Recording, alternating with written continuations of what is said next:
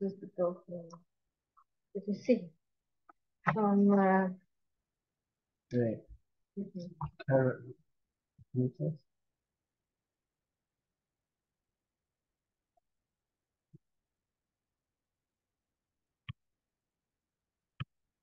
Oh, he's chatting. Unmute. Okay. I'm alive. Did you miss me? I'm going to just hold on a second, guys. I'm just going to get onto my own personal. Hey.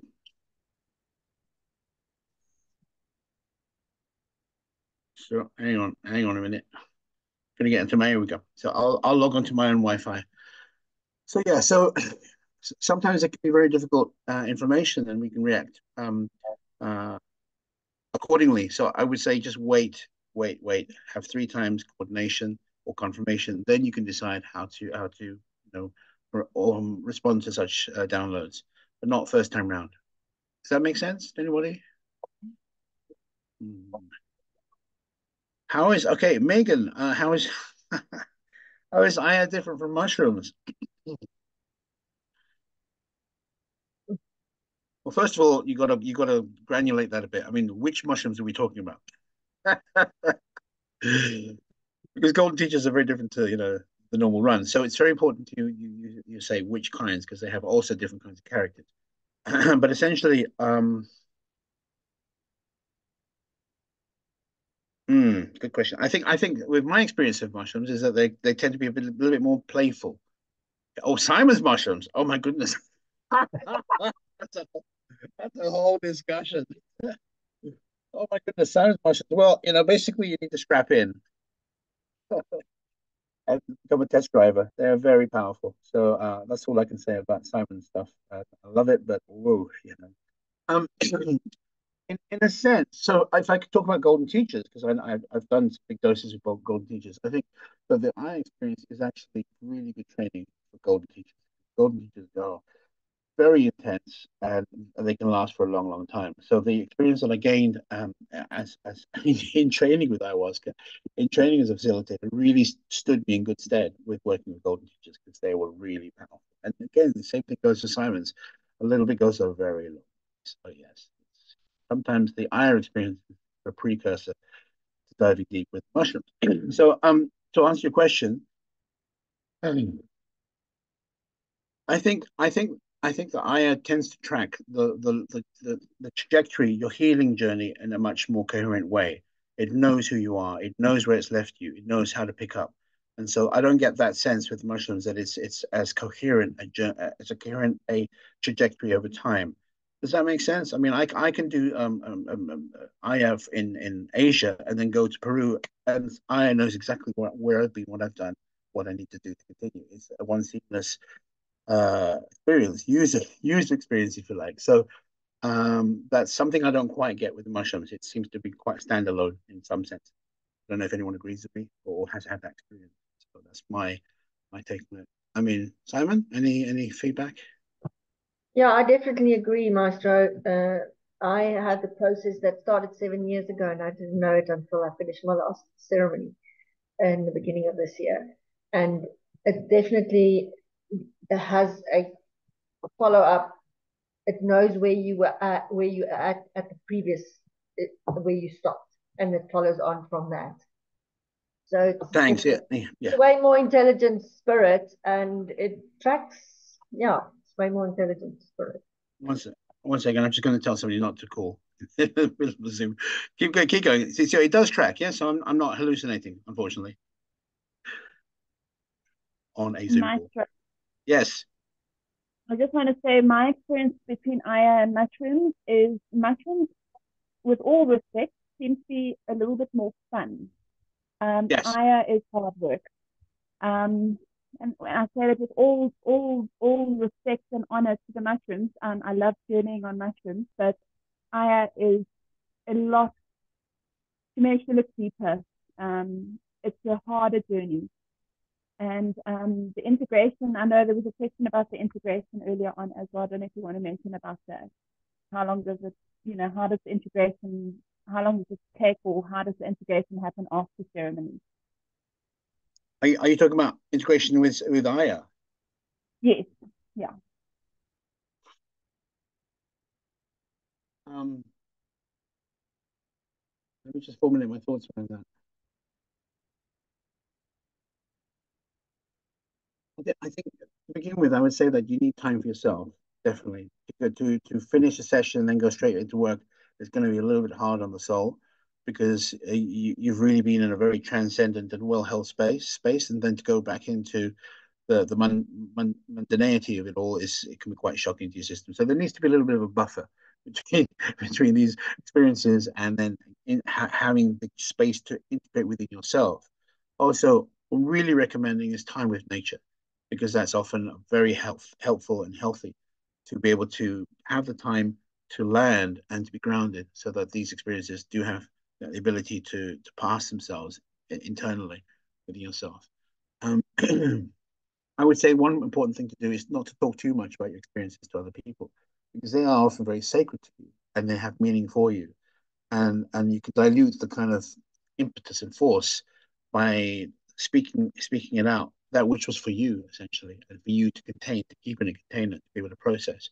Also, some people just don't get it. You're gonna you're gonna come across as an evangelist. And thank you, John. I saw that message, and they may not be ready for it. So that doesn't mean that one can't speak of certain experiences because that's how it communicates to other people. It can grow, but be aware that some people may not be very open to that, or may have pre-existing narratives around drug addiction and drug use, and they won't be able to see this as a medicine or a sacrament.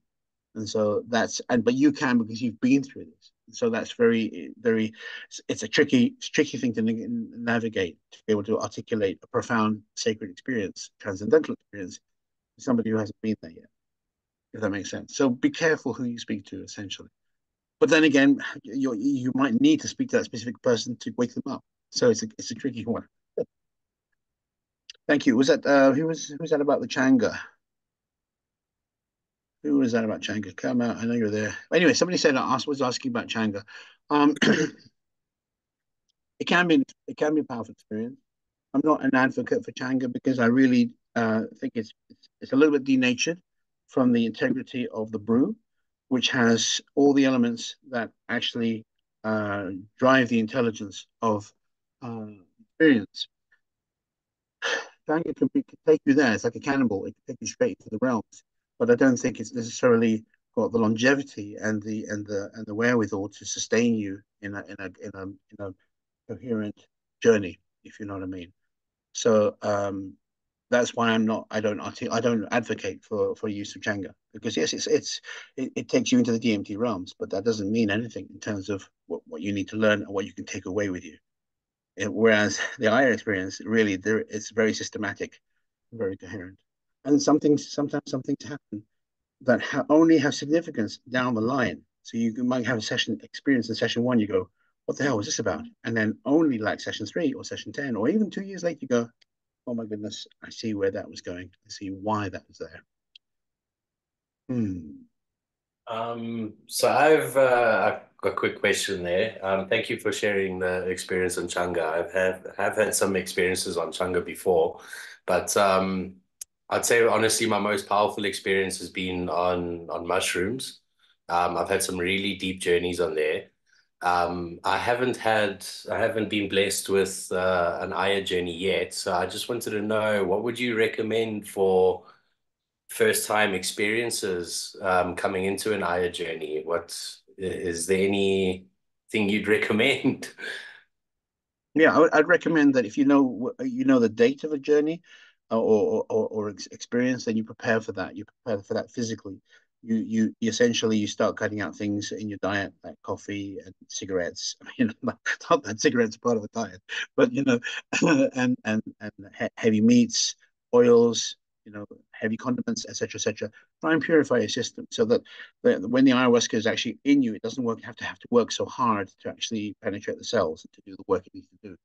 So that preparation, and also the sexual abstinence, because essentially you want to have integrity within your own energy that isn't kind of um, blessed with the energy of somebody else's, so to speak. So it's actually just you alone.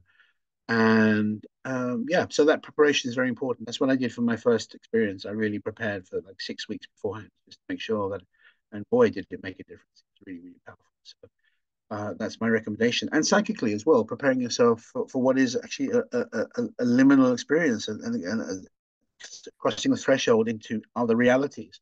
It's not something that can be taken lightly. So as you know, if you've done the mushrooms, you know those spaces are real.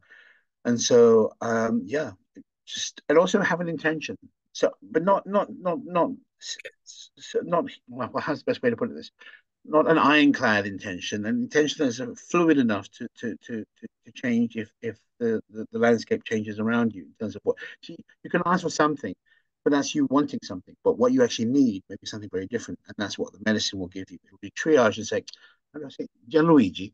It'll say, Gianluigi, this is what you need. You want that, but this is what I'm going to give you because that's what you need to get to where you need to go to. If that makes sense. Okay, Anna, thank you for touching on intention. I was actually just about to ask you how important intention is going into these journeys because Mm. the journeys I've had on mushrooms, my intention has really shaped those journeys and has really shown me a lot based on the initial intention before actually going into the journey. So yeah, thank you very much.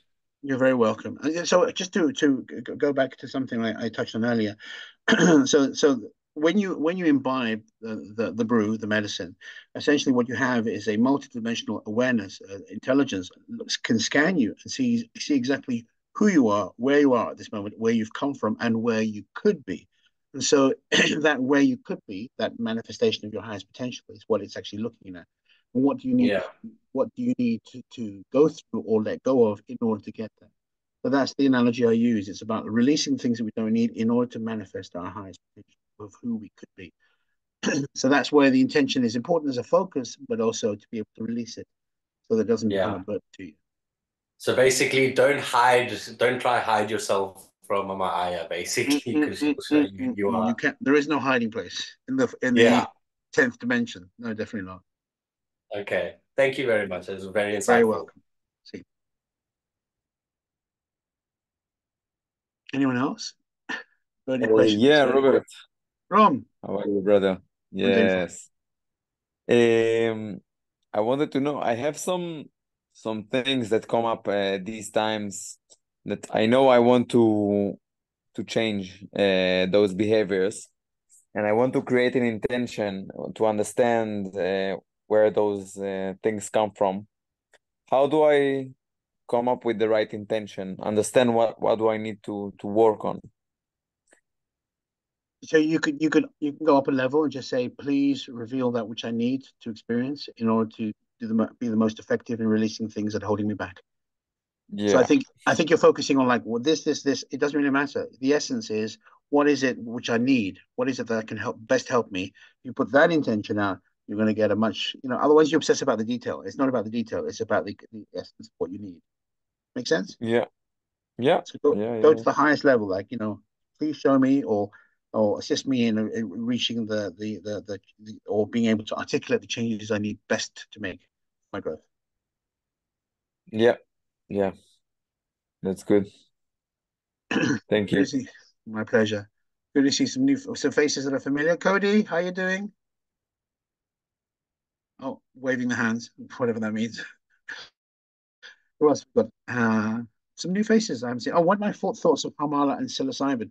Okay, John, thank you. That's Hamala is uh, essentially Syrian rue in my book, and it's an activator, it's a potentiator, and it can make if you combine that with mushrooms, it can make it much more powerful and experience, a longer experience, I believe. So yes, it works. That's my thoughts. It can also be included within it as an admixture to the ayahuasca, in the sense that you can have the vine from Peru, you can have rue from the Middle East, and you can have another ingredient like chacruna or chaliponga or acacia as the driving force for the brew.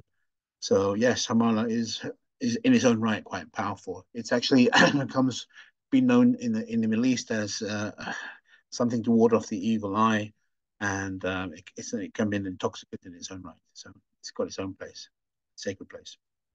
Thanks for the question. Let me see if there's any more questions that I've missed. Chats. Hang on. 1 second. Thanks, John. Appreciate the comment. Love you too. Okay, Django, we've done. All right, mushrooms, we've done. Oh, anyone else? Am I missing anything? Any other questions? Don Roberto, if I could ask you a question. Yes, Jean-Francois.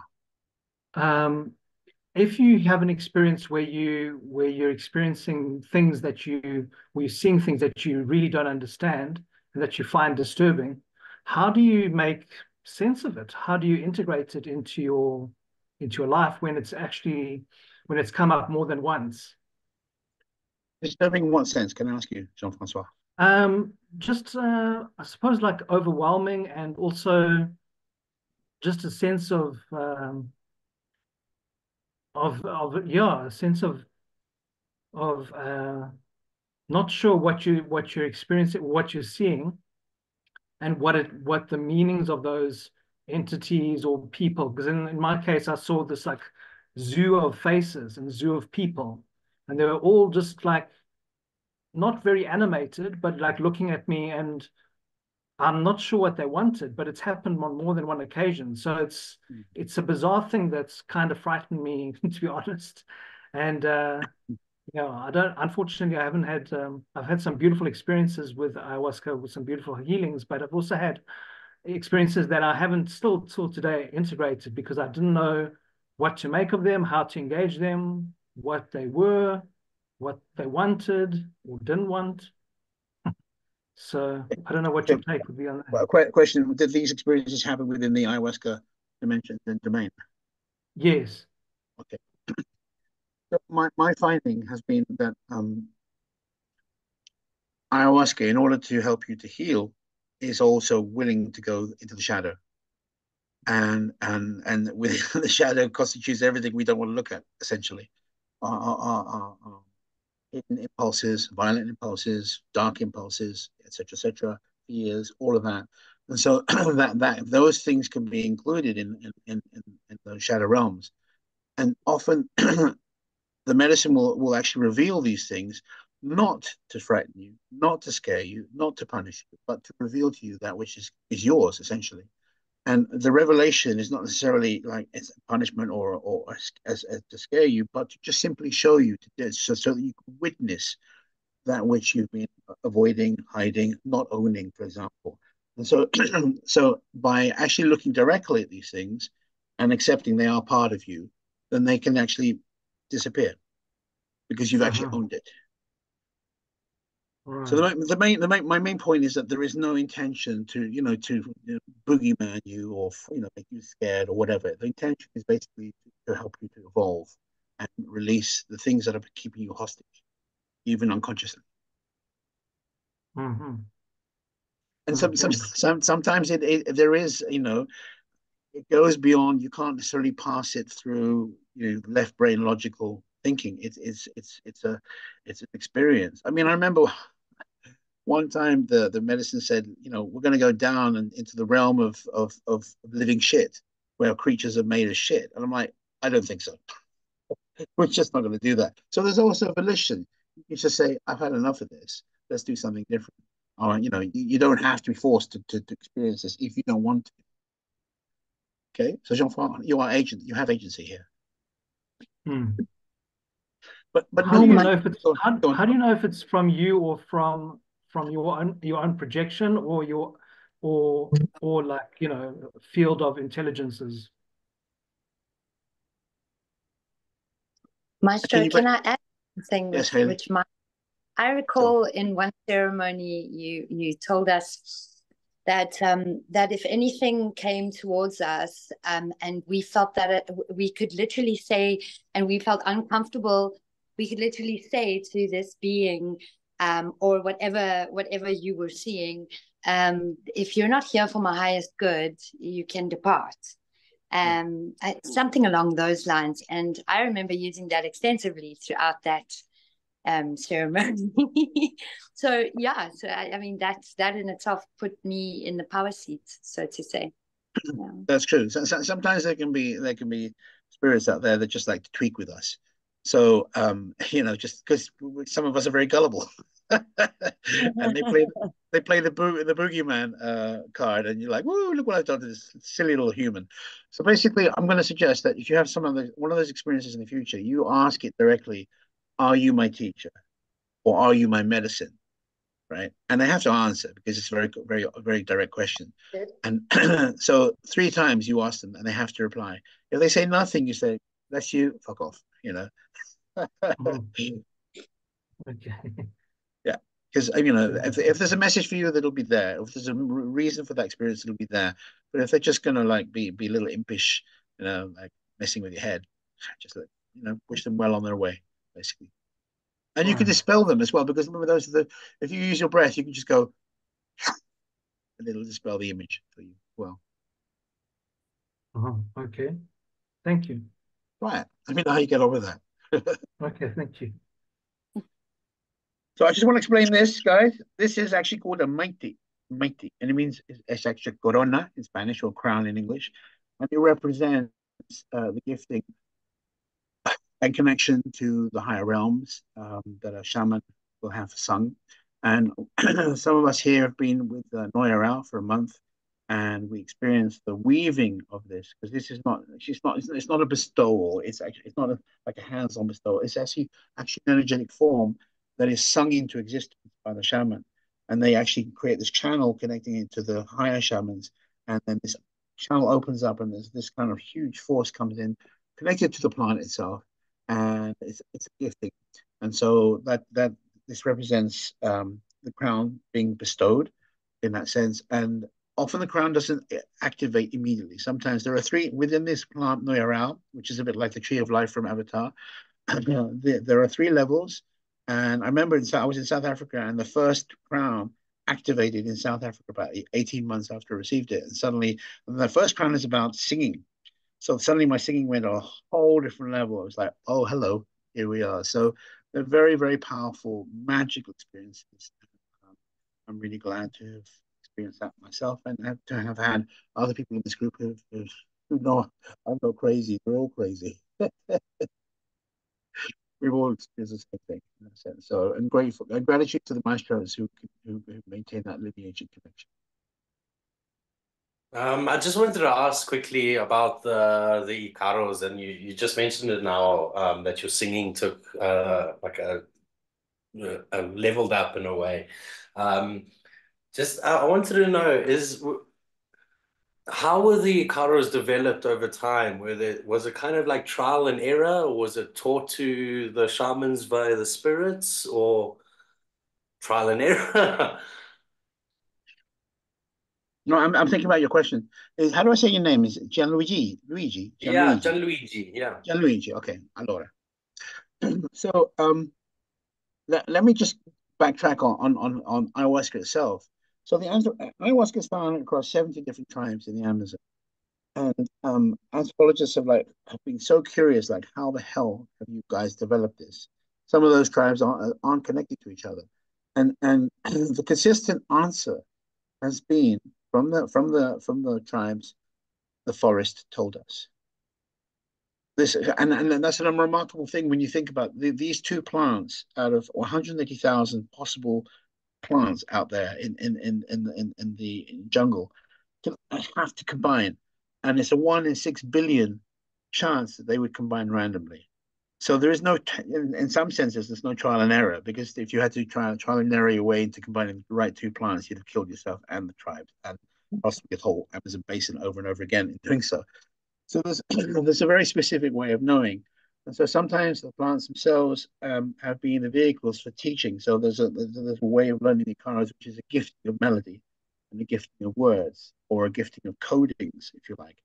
And then there's another level of learning where you actually just absorb it through exposure. So the guys who were with me in the Amazon this time around, there's a lot of exposure, and suddenly they start to find that these words are coming out of them in ceremony, spontaneously through the osmosis. And then there can be a little bit more sometimes I have to apply what I learn. I have to practice what I learn. So there's different ways of acquiring the Ikaros, but these specific Ikaros of the Shipipo are very detailed. There's like we're going to do this, and then we'll do that, and then we'll move here. It's like engineering, if you like. It's not just a placeholder. Let's just sing to plants. Let's sing to the animals. It's really very specific, which is a real joy to get involved with and to be able to master and perfect. So they basically act as guides as well in your journey. What do you mean by guides? Well, I mean, like you were saying, the Kairos you're able to pinpoint, you go from here to here to here, and then you're going to move over here.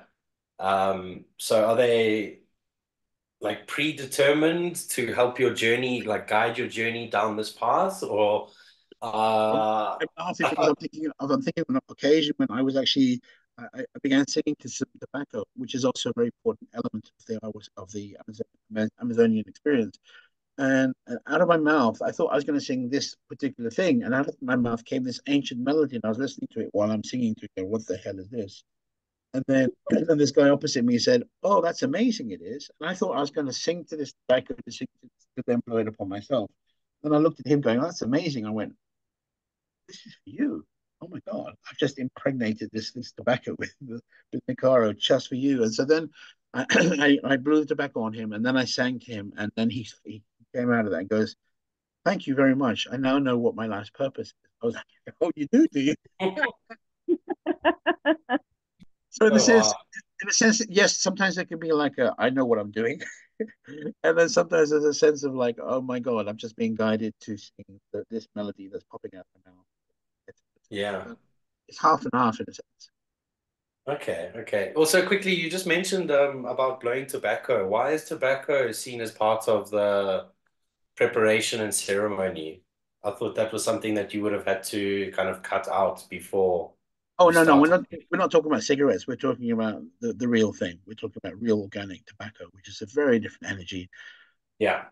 And in its own right, it's a master plant teacher. It's got thousands of years of respect within the Americas, North and South.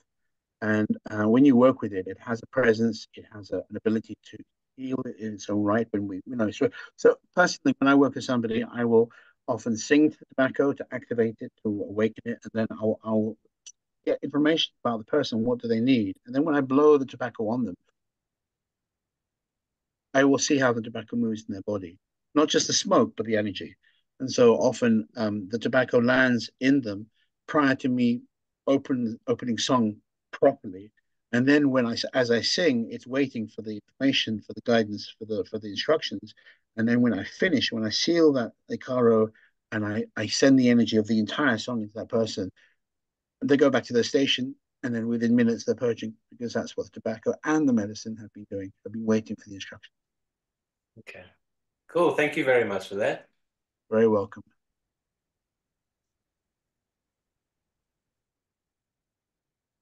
Maestro. Yeah.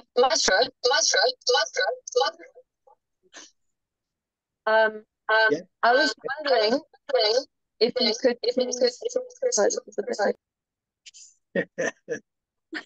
We're getting a dub version. Don't know how to do this. I was wondering if you could please speak about resistance before ceremony, particularly when a person has signed up already and starts to experience inner resistance to attending. That's an amazing question, Daniel. Thank you. And I'd love to answer that question, but I can't. Because I feel a lot of resistance. No, resistance is actually very natural because you're going to be engaging in something very powerful. And there are elements of our being, like I said, like maybe even the old stories, right? And they're so used to being part and parcel of our fabric of our life and our meaning and who we think we are. That when they're encountering something as powerful as medicine, there can be a real resistance in the sense of actually being going toe to toe, if you like. And because essentially those parts don't belong to us anymore, and so the medicine knows this, and so there is a possibility of them being evicted out of your body, and that's why sometimes you suddenly go, no, I really don't want to go to the ceremony because I've got so many CDs I need to alphabetize, or whatever. I've got some belly fluff that needs organizing. You know what I'm saying? And bullshit excuses, which are a very good indication that something powerful is actually on the card. And personally, from I've the greatest resistance to actually going into ceremony that I've ever had as a participant, as a person, I resulted in the greatest really elimination of bullshit from my life. So think of that. It's like an eviction. You know, the medicine's giving service like this is going to go. And sometimes those parts have an intelligence and they really kind of like they scurry around and try and hide, but they really the time is up once you've decided you're going to go for it. Does that make sense, Daniel? Have you had experiences yourself, like the resistance in ceremony? And what was the result for you? Well, the result has been quite magnificent because those things that didn't want to leave ultimately had to, and it turned out to be for the absolute best every time. And I've talked to other teachers who are very deeply involved in our people, and I said it's as if they have their own personality, these energies, and I think they called it like grandma setting up house, something like that. I have to double check what the actual reference was. And he was like, yeah, they really are smart and they really will. I've got lots of, they're not that smart, but they're smart enough to know they want to stay within us and they're not actually for our best growth or best outcomes. So my advice is if you're feeling resistance, bless the resistance and then still do it because there's a reason why there's kind of opposition.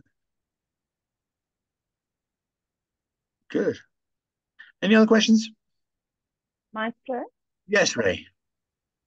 can I just put it out there? I don't know if anyone on the group is going to be, I don't know, but yeah, just putting it out there that visions are not always a given on a journey of ayahuasca. Yeah, don't go in with great expectations because you can be disappointed is all I'm saying from personal experience. So I just want you maybe to chat about that because there's a lot of videos on YouTube that give you a really wrong idea of what it is. Yeah, there's a lot of there's a lot of hype around this, and it can almost be like, woohoo, I'm going to go on a magic carpet ride and all this. My life will be completely transformed. And sometimes it can be like, hold your horses, not quite yet. We got to do some groundwork. And sometimes people even fall asleep. They drink the medicine, they fall asleep. Around them, it's complete bedlam, right? Everyone is having like levitating, climbing the walls, whatever they're doing, swimming across the floor, and this person is like fast.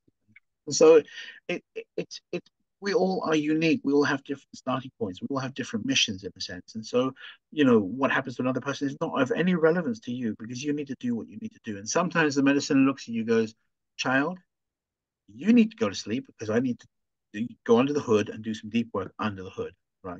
Forget all this, all this palaver. You just need to really get down and dirty and proper foundations work. And so some people are upset, oh, I didn't experience anything. Oh, it's a bust, blah, blah, blah. And so maybe like a week later, they ring up and go, actually, things are beginning to move. Yeah. So thank you for that, Ray. So don't watch this. My advice, so to come back, to circle back or to what was talked about initially, preparation, don't watch those videos because your experience is your experience. Otherwise, you're going to try and format your experience on something you've seen before or an expectation of this is how it goes. Some of those documentaries out there are actually people who put in the Tura in the brew. And that's why it gets really hairy because that's not a standard admixture to ayahuasca. And they're putting in there because they want Westerners to have the complete woohoo experience. And it's not about that. It's about really having an experience that is perfect for you, not just be put through the meat grinder and like you go to 7 levels of hell and you think you've had a good experience. It's not about that. It's not about guaranteeing a certain kind of experience just because it's meeting Westerners' expectations. Does that make sense? Yeah. Thanks. Yeah, and can I add to that, please, Maestro? And Mate, please. Hey, hi. Is not only visionary in terms of sight, as ayahuasca is connecting with all of the senses. Yeah. It could be emotional, it could be energetic. It's most definitely communicating at a subconscious level, which at times can be beyond conscious perception. So it's maybe auditory. There's so many ways in which it communicates. and will communicate according to most likely your dominant sense and in a way that makes the most sense to you as an individual. So visions may come through the mind's eye, but they may also, like I say, be sensated in completely different ways. Thank you. I mean, there was one South African lady who blessed me with this phrase. She was talking about the pretties being the visions. And I remember that. It's like such a beautiful way. And it's true, because sometimes we chase those visions and we think that's the experience. But actually, guys, the visions are often just an indication that you're shifting into a multidimensional mode. It's not necessarily it's encoding lots of information within it. So it's just putting it's almost like, you're in the lobby and then we're moving a bit further out, but it isn't the main show. Back in the day when I first started with medicine, I had a lot of visions. I was very, I went into lots of realms and saw many, many, many things. And at a certain point, all that went dark for me. Just like that shut down. And I once said to medicine, like, where are the visions? And she said to me, what? Do you want TV? And I just went, oh my God, she's right. I'm looking for the visual experience, and it's not where it's actually at. There's much more, many, many, many, many levels of experience and understanding. And actually now, I don't necessarily have. Actually, it's a bit of a distraction for me as a facilitator to have visions. It's like I can't even find the front door, let alone navigate the space. So it's not very good for me to have be totally visionary. But I do feel the space. I can feel what people are going through, and that's more important. And I know what needs to happen next. So, as a facilitator, those visions are not that important, uh, in the sense that I'm very, very kinesthetic, very feeling based, and that yields the results that I need to. But everyone's different, and so some people, you may have visionary experiences, or you may have more cleansing experience. Like, oh my goodness, we need to do some deep cleaning, and there's lots of purging, upwards, downwards, sideways. It doesn't matter. There's a purging is the main focus. Or then it could be just insights, lots of downloads, downloads, downloads, downloads. So all kinds of experiences can happen. Even rest can be the best medicine. Sometimes the medicine will just knock you out, and you have the best rest I've had in years, and that can be just the most restorative thing you possibly need and want. Does it make sense? Yep. Good. I hope that's kind of illuminating at some level. I'm going to be in South Africa I'm flying next week actually. So, and then I'll be doing some stuff in Joburg and in KZN. And yeah, it'd be nice to see you guys there. Can I leave an email so people can contact me? Yes, do that. Yeah, we just got just over 2 minutes left, Yes. Master.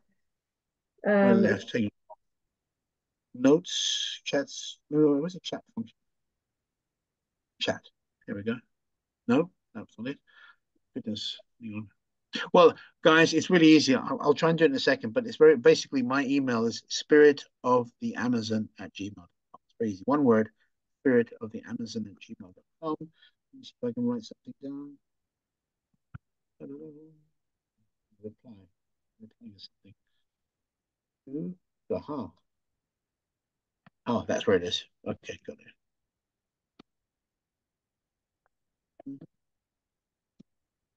There we go. Good.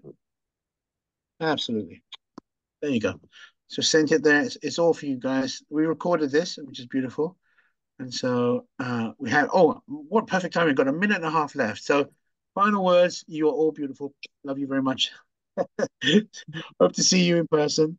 Anything else? Final words? No, I just want to say thank you very much. And this has been extremely insightful and very enlightening. Thank you. Thank you. Yeah, we just like to say, Johan, very quickly, just to say that the shaman is the person who's going to organize the space and protect the space. Because they will sing it into the space. so yeah, 1 minute left. in closing, we'd like to just say thank you to everybody for joining. Yeah, and to you, Maestro, thank you for your beautiful words and your deep knowledge and all the work you do in the jungle so that we don't have to go there. And yeah, looking forward to connecting with all of you in the near future. Basi. Basi. Thank you. Thank you. Gracias. Irako. Goodbye. Goodbye. Thanks, everyone. Take care. Ciao, ciao. Bye. Ciao, ciao. Iraka. Iraka. We just thank you in Shipibo. Iraka. Iraka, thank you. They're all leaving us. Oh my God. Well done. See you guys.